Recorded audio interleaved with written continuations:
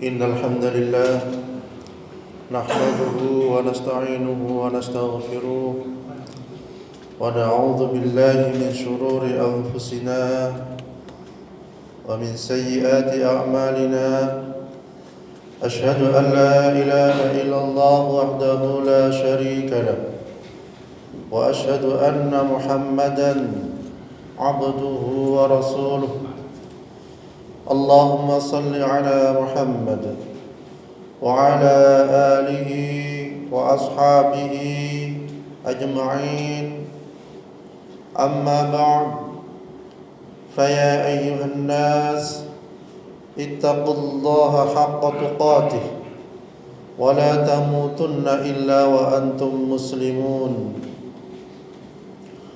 وما أبرئ نفسي إن النفس لأمارة بالسوء إلا ما رحم ربي إن ربي غفور رحيم. Kaum muslimin sidang Jum'ah yang dimuliakan Allah, bersyukur kita kepada Allah Subhanahu wa ta'ala atas segala nikmat yang diberikan kepada kita sekalian. Nikmat iman, nikmat Islam, nikmat kita bisa beribadah kepada Allah Subhanahu wa ta'ala. Dan juga marilah senantiasa kita meningkatkan ketakwaan kepada Allah Subhanahu wa ta'ala dalam artian menjalankan apa yang diperintahkannya dan menjauhi apa yang dilarangnya. Kaum muslimin sidang Jum'ah yang dimuliakan Allah, dalam kehidupan ini terkadang silih berganti. Ada yang kaya, ada yang miskin, ada yang sehat, ada yang sakit, dan lain sebagainya. Dan segala ujian mungkin ditimpakan kepada kita sekalian dan juga berbeda-beda. Sebagaimana Allah Subhanahu wa ta'ala berfirman, وَلَنَبْلُوَنَّكُمْ بِشَيْءٍ مِّنَ الْخَوْفِ وَالْجُوعِ وَنَقْصٍ مِّنَ الْأَمْوَالِ وَالْأَنفُسِ وَالثَّمَرَاتِ وَبَشِّرِ الصَّابِرِينَ. Dan sungguh akan kami berikan cobaan kepada kalian dengan sedikit ketakutan, kelaparan, kekurangan harta, jiwa, dan buah-buahan. Dan berikanlah berita gembira kepada orang-orang yang sabar. Di sini terungkap kebahagiaan bahwasanya bahagia itu dimiliki oleh orang-orang yang sabar. Bahagia itu dimiliki oleh orang yang hatinya merasa cukup. Bahagia itu dimiliki oleh orang yang selalu mendekatkan diri kepada Allah Subhanahu wa ta'ala. Rasulullah sallallahu alaihi wasallam bersabda yang artinya sungguh menakjubkan keadaan seorang mukmin, seluruh urusannya itu baik. Ini tidaklah didapati kecuali pada seorang yang beriman.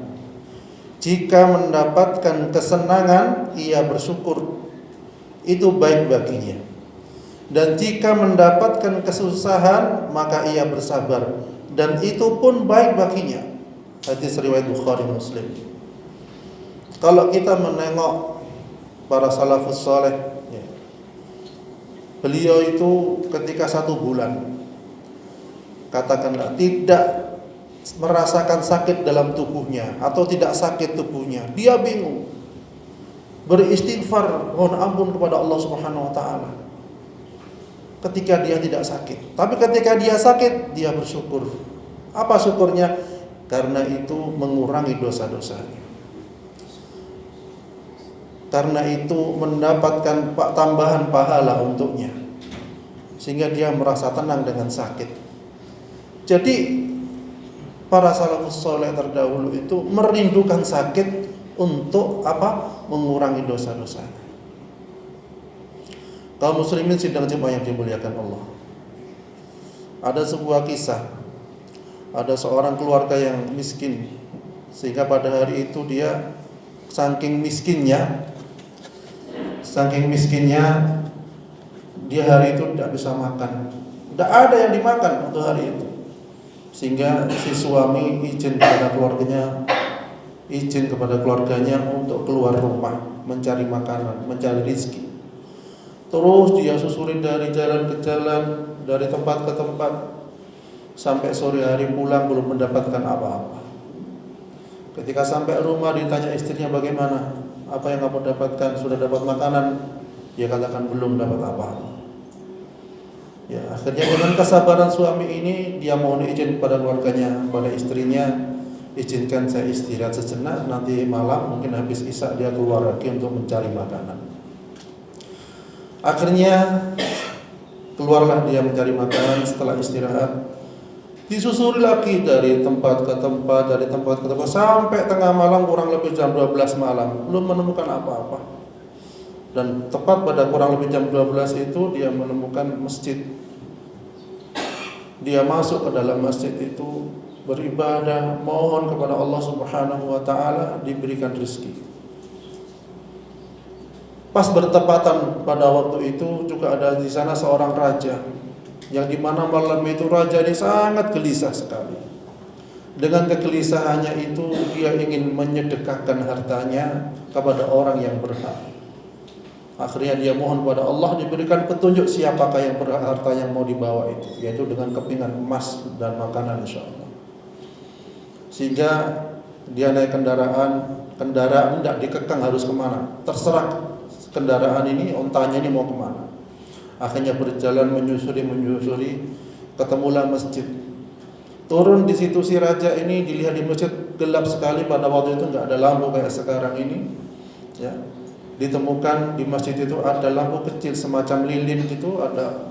Dia hampiri, ternyata terdengar suara tangisan, suara seseorang yang minta kepada Allah Subhanahu wa taala rizki, karena dia sampai saat itu belum makan seharian.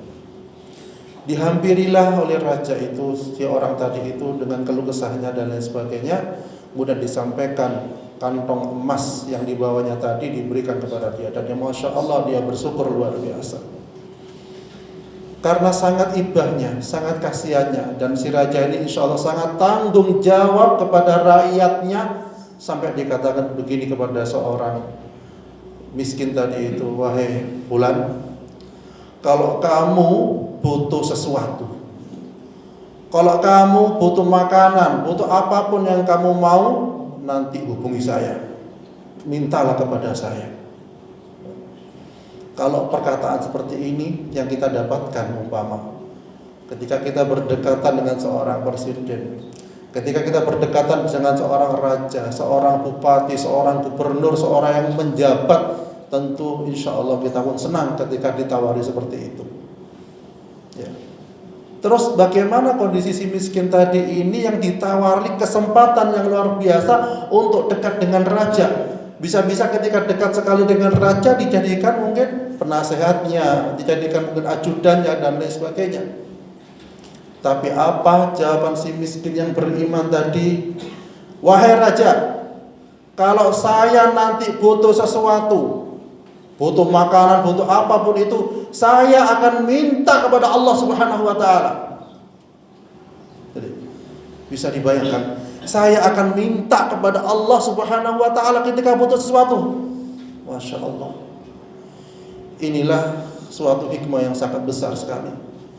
Kondisi si miskin ini sangat kepepet, sangat kekurangan, tidak punya harta yang bisa diandalkan untuk keluarganya, tidak ada yang bisa dimakan pada waktu itu, dan ada tawaran yang menggiurkan untuk ditawari harta andai kata dia inginkan, tapi jawabannya apa?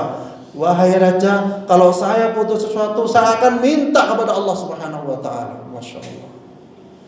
Oleh karena itu, dari pelajaran dan kisah ini, marilah kita andalkan Allah Subhanahu wa taala dalam segala sesuatu, dalam meminta sesuatu, karena Allah lah tempat kita bersandar, Karena Allah lah tempat kita meminta, karena Allah lah tempat kita memohon, karena Allah lah tempat kita berlindung, dan karena Allah segala-galanya yang harus kita minta.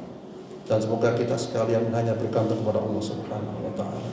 Barakallahu fil Qur'anil azim wa nafa'ani wa iyyakum bima fihi min al-ayati wa dzikril hakim wa taqabbal minni innahu wal ghafurur rahim.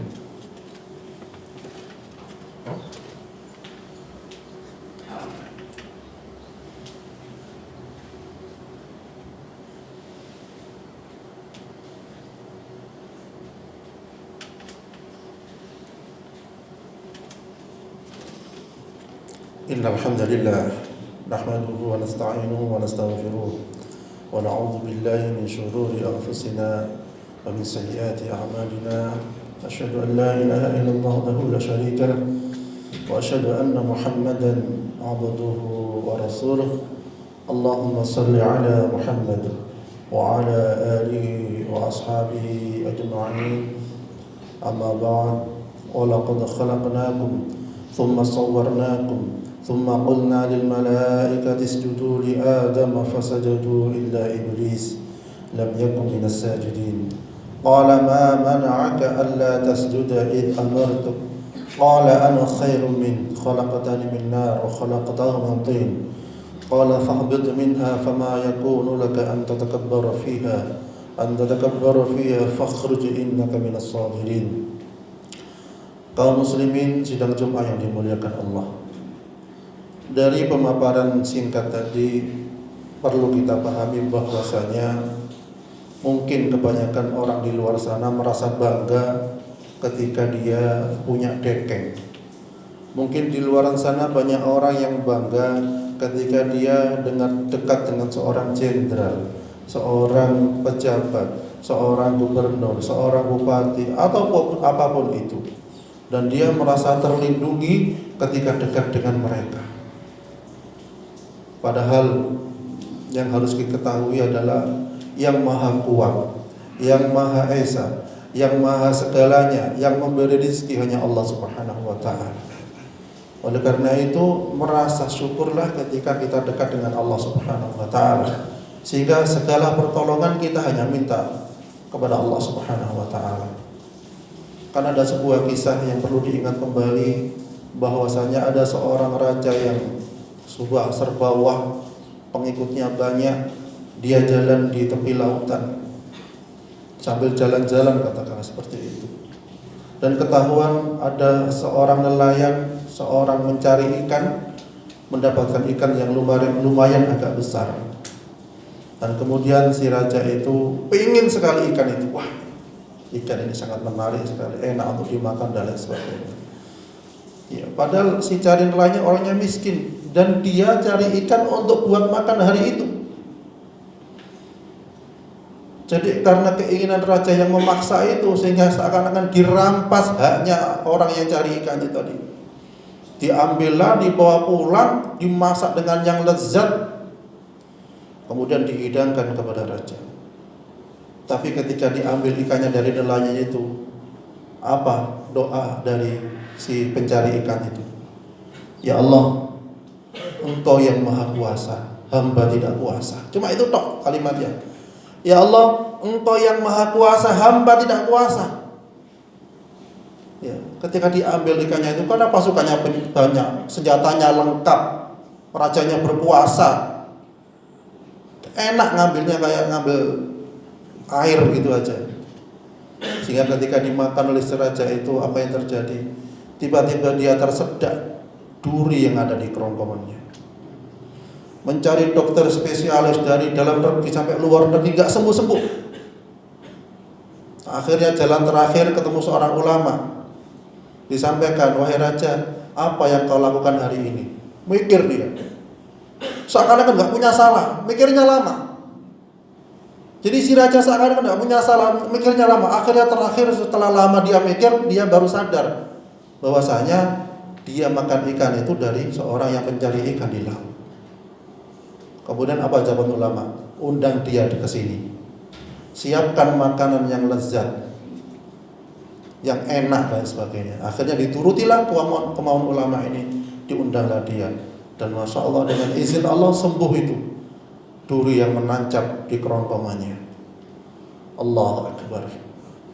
Inilah ketika seseorang hanya mengandalkan Allah Subhanahu wa taala dalam segala perilakunya. Intinya dari hikmah dari sini adalah jangan takut dizalimi manusia. Jangan takut disakiti manusia.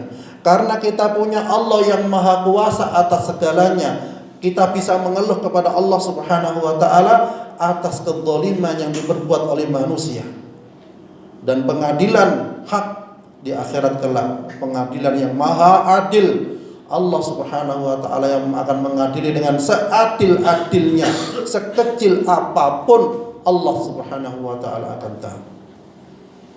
Oleh karena itu, marilah senantiasa kita berusaha bersama-sama hanya bergantung kepada Allah Subhanahu wa taala. Walaupun sandal jepit kita putus ataupun hilang, kita minta pada Allah Subhanahu wa taala. Sebagaimana para sahabat dahulu ketika sandal jepitnya putus atau hilang, minta kepada Allah. Umar bin Khattab ketika mau minta garam, minta kepada Allah Subhanahu wa taala. Walaupun mungkin garam dekat dengan toko kita sekalian. Oleh karena itu, mari kita ngalem kepada Allah, selalu minta kepada Allah, dan Allah ketika kita minta, Allah akan menjadi senang. Sebaliknya ketika kita minta pada manusia, manusia itu tambah benci kepada kita. Oleh karena itu, marilah senantiasa kita sekalian dekat dengan Allah, dan semoga kita bertambah takwa kepada Allah Subhanahu wa taala. A'udzu billahi minasyaitonir rajim. Bismillahirrahmanirrahim. Alhamdulillahirabbil alamin. Qulillahumma malikal mulki tu'til mulka man tasha' wa tanzi'ul mulka mimman tasha' wa tu'izzu man tasha' wa tudhillu man tasha' bi yadikal khair innaka 'ala kulli syai'in qadir. Tulijul laila fin nahari wa tulijun nahara fil lail wa tukhrijul hayya minal mayyiti wa tukhrijul mayyita minal hayy wa tarzuqu man tasha'u bighairi hisab. Allahumma ighfir lil muslimina wal muslimat wal mu'minina wal mu'minat. Allahumma innaka ta'lamu anna hadhihi al qulub qad istama'at ala mahabbatik والتقت على طاعتك وتوحدت على دعوتك وتعهدت على نصرة شريعتك واثق اللهم رابطتها وأدمتها واهدي سبلها واملأها بنورك الذي لا يخبو واشرح صدورها بفيض الإيمان بك وجميل التوكل عليك وأحيها بمعرفتك وأمتها على الشهادة في سبيلك إنك نعم المولى ونعم النصير. اللهم آمين. وصل اللهم على محمد وعلى آله وصحبه وسلم. والحمد لله رب العالمين. ولذكر الله أكبر.